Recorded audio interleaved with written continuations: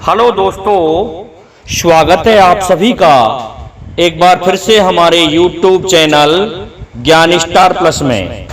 तो दोस्तों, आज हमने आपके लिए एक बहुत ही सुंदर धार्मिक पहेली वाला कमेंट चुना है। यह कमेंट हमने चुना है श्रीमान अमर सिंह बघेल का। और श्रीमान अमर सिंह बघेल जी पूछते हैं कि बाप का विवाह और बेटा की छठी, कहो विधाता कैसे रची। और इन्होंने कई दिन मुझे ये कमेंट भेजा, इसलिए मैंने आज इनका ये वीडियो, इनका ये कमेंट चुना है। बहुत सुंदर, बहुत अच्छा कमेंट श्रीमान बघेल जी ने हमसे ये पूछा है।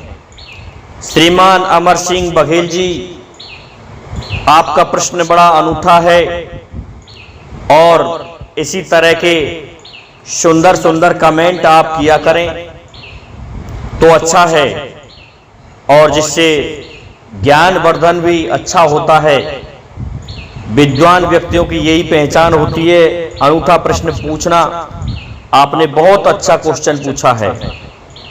तो अब इस प्रश्न का उत्तर जानने से पहले मैं मेरे समस्त श्रोतागणों से और सब्सक्राइबर बंधुओं से निवेदन करना चाहता हूं कि आप मेरे उत्साहवर्धन के लिए, मेरी टीम का उत्साहवर्धन करने के लिए हमारे चैनल को सब्सक्राइब जरूर करते जाइए। तो दोस्तों, आते हैं अपने मूल प्रसंग पर। पहली लाइन में लिखा है कि बाप का विवाह। दोस्तों, विवाह प्रथा कहां से चली? सबसे पहले पूछने योग्य प्रश्न तो यही है। बहुत अच्छा प्रश्न पूछा है।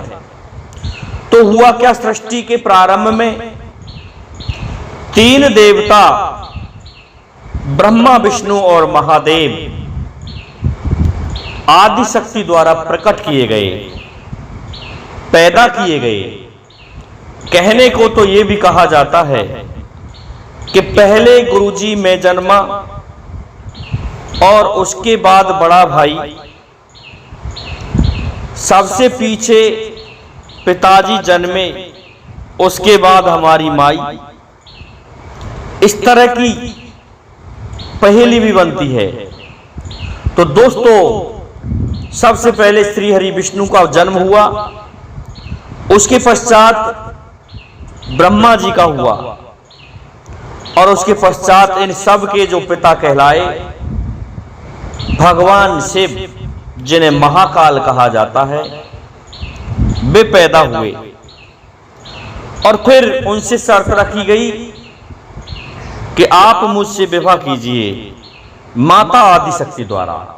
तो माता आदि शक्ति को भगवान शिव ने कहा कि मैं आपसे इस स्वरूप में विवाह नहीं कर सकता, आप इस सृष्टि में कहीं भी जाकर के जन्म लो, दूसरा स्वरूप धारण करो, मैं आपसे विवाह अवश्य कर लूंगा।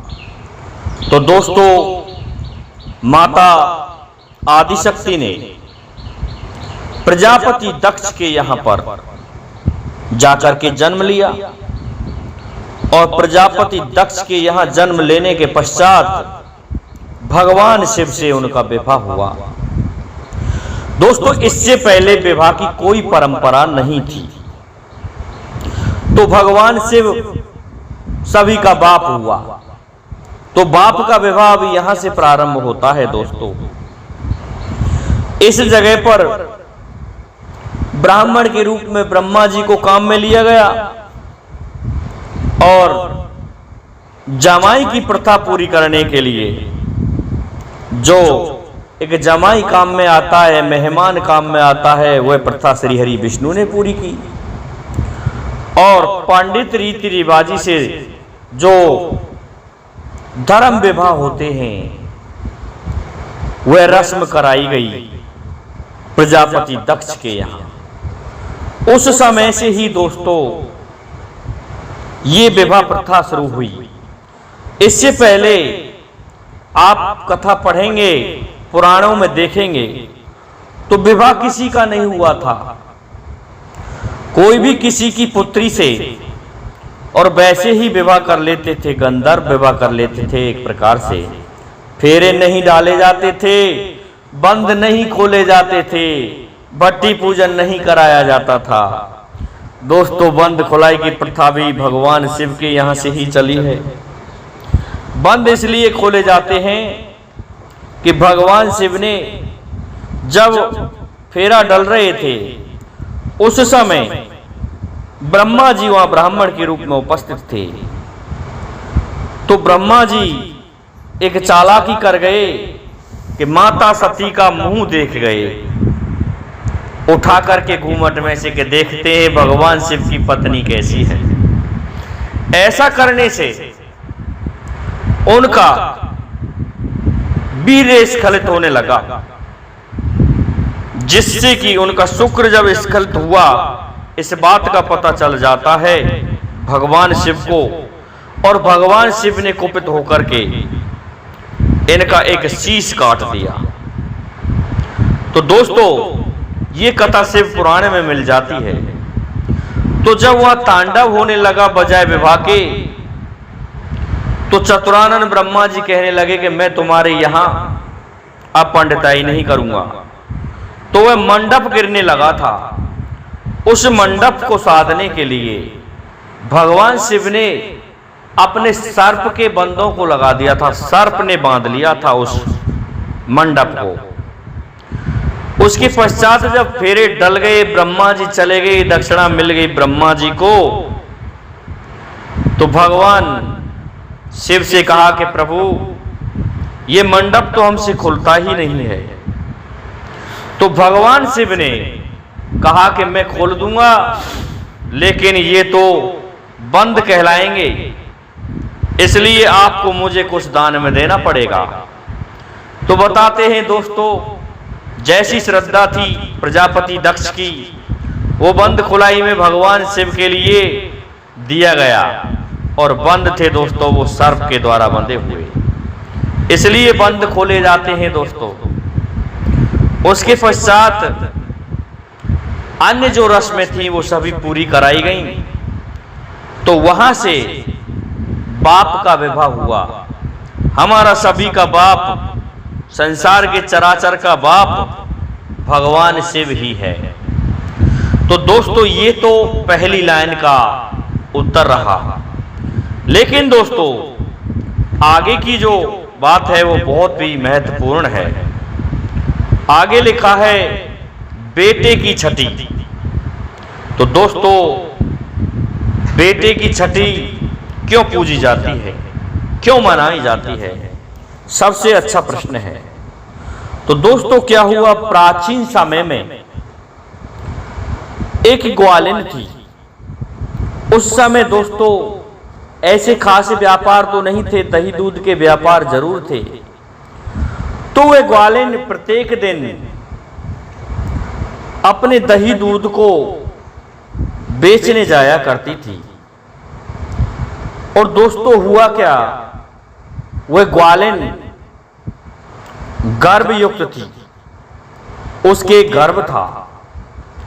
तो उसका गर्भ का पूरा समय हो आया।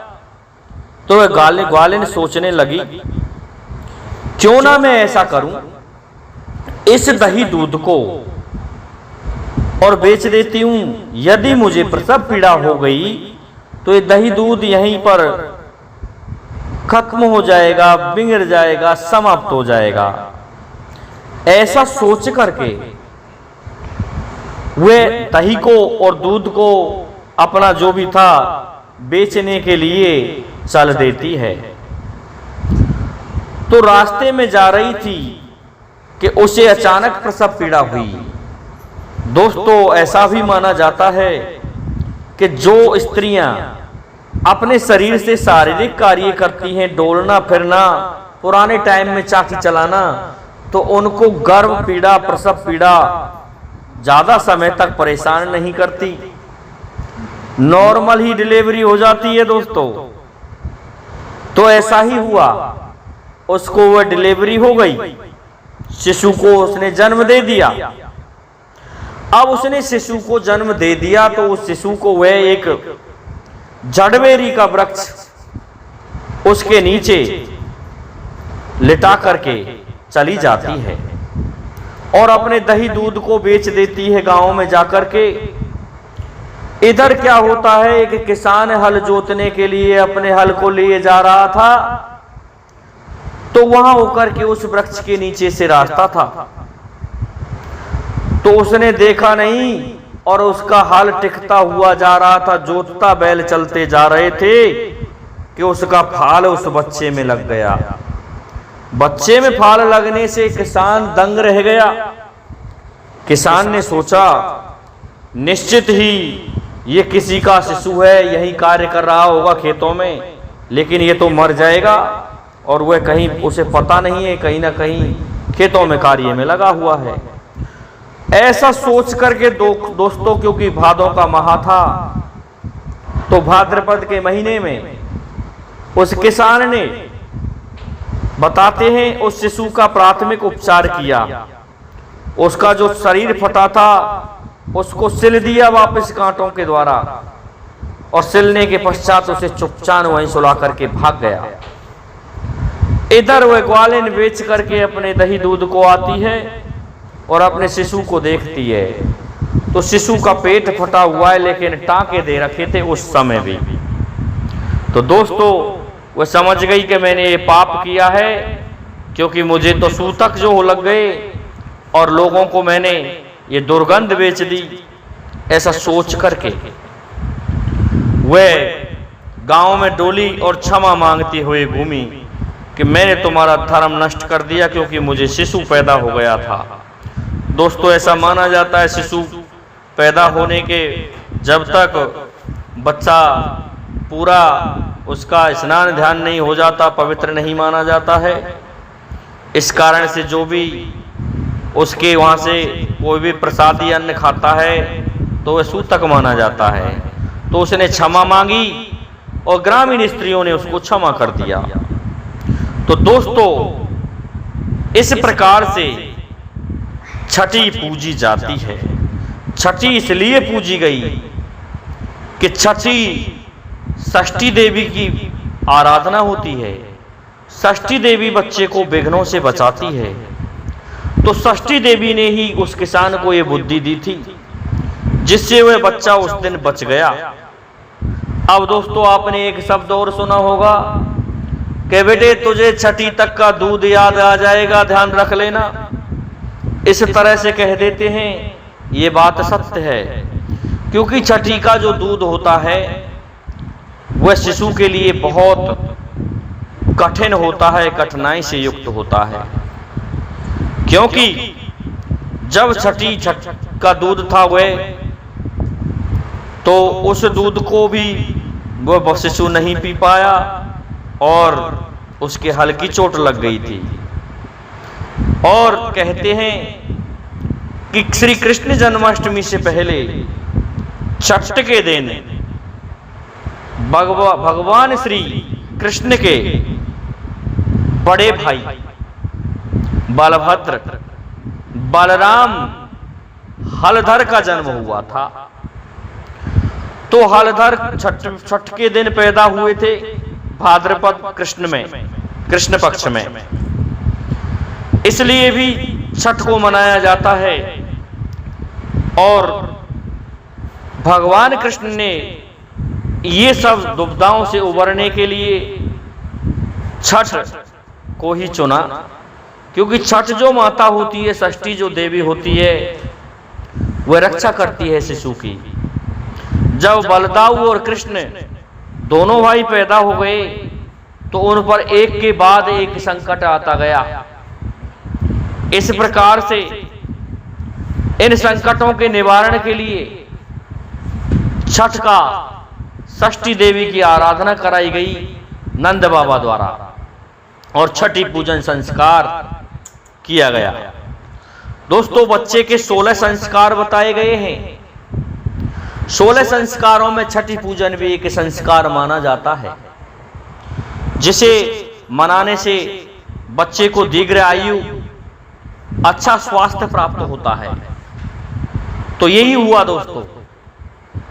तो बलराम और कृष्ण पर जब भारी आपदाएं आने लगी तो उनकी छठी पूजी गई, और तो और बच्चे का नामकरण इतने जल्दी करा दिया गया कि 11वें दिन तो महर्षि गर्गाचार्य को बुला करके उन्होंने बहुत शीघ्र ही नामकरण संस्कार करा दिया दोस्तों।